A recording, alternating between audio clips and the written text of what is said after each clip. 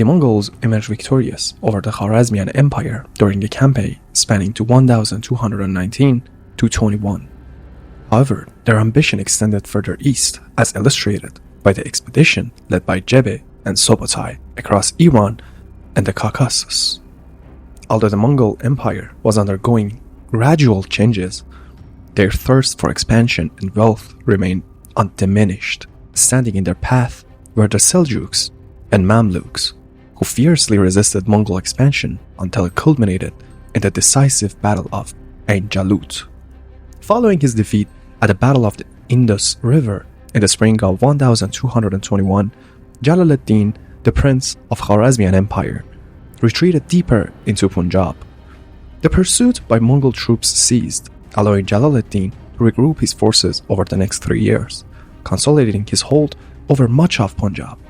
Despite attempting to forge an alliance with the Mamluk, Sultan of Delhi, against the Mongols, Jalal-ad-Din faced reluctance due to fear of Genghis' wrath.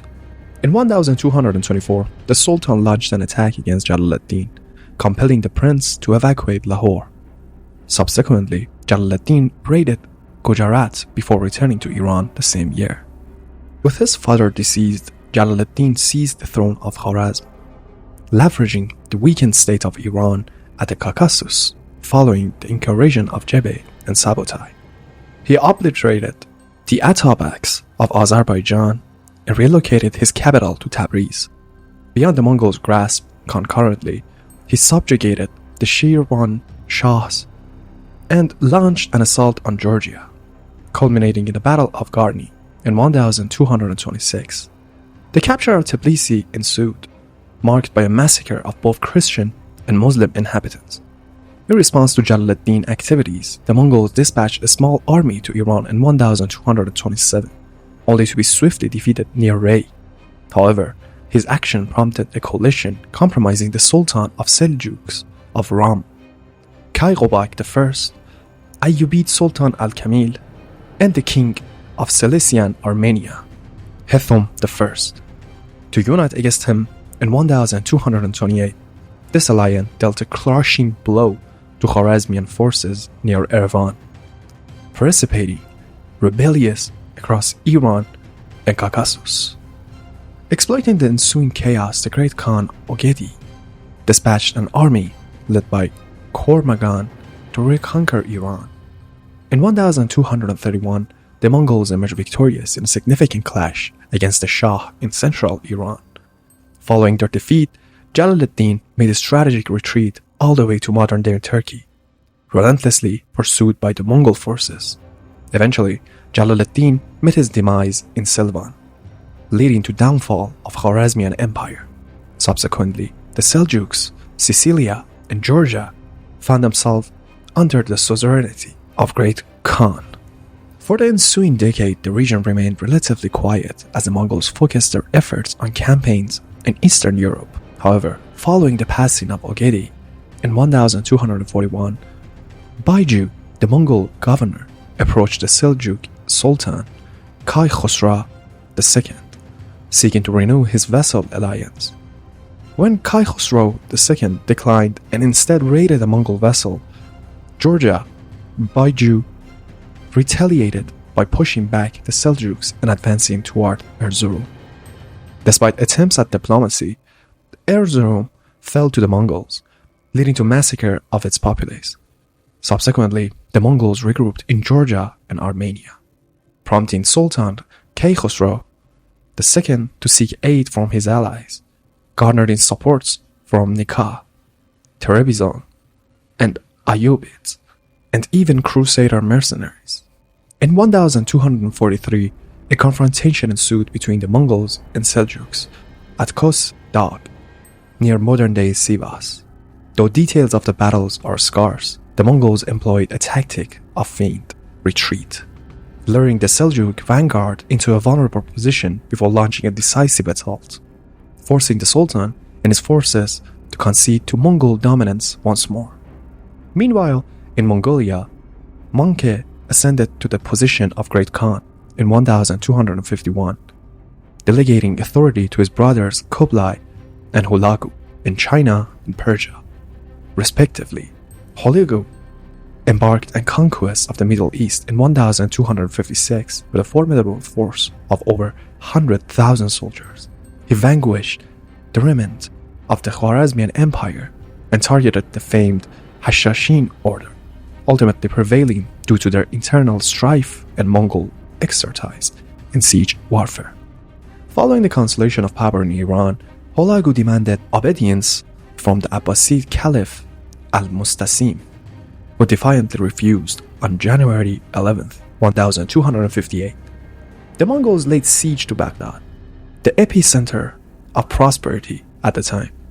Despite initial victories by the Caliph forces, they were ultimately encircled by the Mongols and the river, leading to their demise. The tragic fate of those who survived the massacre unfolded in the waters, encircling the city. The Mongols erected fortifications not only to protect their siege engines, but also to thwart any escape attempts by the defenders. Despite al-Mustasim's attempts to negotiate peace, it became evident that it was too late. On February the 10th, 1258, faced with relentless catapult assaults, the city surrendered. The looting continued for a week, sparing only the Christian population. The once prestigious liberty of Baghdad was reduced to ashes, symbolizing the end of the Islamic Golden Age and shifting the center of power from Baghdad to Cairo. It marked the first time in Islamic history that a caliphate ceased to exist. Hulagu displayed no intention of halting his advance towards Syria, except for the coastal region controlled by the Crusaders. Much of the Levant remained under the influence of the weakened Ayyubid Sultanate, which had lost Egypt to Mamluks. Despite the Ayyubids offering tribute, Hulagu remained unmoved. With support from Georgians, Armenians, and the Crusader forces under Bohemund the Seventh, Aleppo came under siege on January 18, 1260, suffering a fate similar to Baghdad's. This sparked widespread panic, leading Homs and Damascus to surrender willingly to spare themselves from destruction. However, during this chaotic period, grave news reached Hulagu, the death of the great Khan, Manke. During the Chinese campaign dealt a severe blow to the empire, halting expansive campaigns. The empire teetered on the brink of civil strife, prompting Hulagu to depart from the Levant for Mongolia. Kitbuka, leading one or two Tumans, remained in the region. Despite attempts at peace, the Mamluks, aware of Hulagu's departure, rejected the Mongol envoys. Kitbuka sought to form an alliance with the Crusader states, but his efforts were futile. Mamluk Sultan Qutuz mobilized his forces, advancing toward Palestine. Upon learning of this, Kitbuka prepared his troops, only to face a delay due to a revolt in Damascus. Meanwhile, the Mamluks moved northward, setting up camps near Akri. Mongol spies informed Kitbuka of the overwhelming numerical superiority of the enemy forces. However, the Mongol general, commanding an army of approximately 2,500,000, consisting of Mongols, Georgians, and Armenians, continued his march. In early September 1260, he crossed the Jordan River, entering the valley near Ain Jalut, a place steeped in legend where David defeated Goliath. The Mongol cavalry launched an assault on the Mamluk vanguard under Baybar's command, causing them to scatter and retreat up the valley. Kitbuka pursued, unaware that Baybars were drawing them into a trap with his feigned retreat. As the Mongols chased the broken vanguard, they found themselves confronted by the Qutuz and the bulk of his forces in the valleys. Baybar's troops eventually regrouped with the main line, but despite this numerical advantage, Sultan Qutuz remains cautious, holding his position. Exploiting this caution, Kitbuka committed all of his troops, engaging the entire Mamluk army. The Mongol second line maneuvered to flank and pressure the Mamluk front ranks, causing the left flank of Muslim army to crumble. Sultan Qutuz attempted to stabilize the situation for hours, shifting troops from the right to the left until finally pushing back the Mongols and restoring the left flank. With reserves deployed to the extreme wings, Qutuz seized the opportunity for the final assault.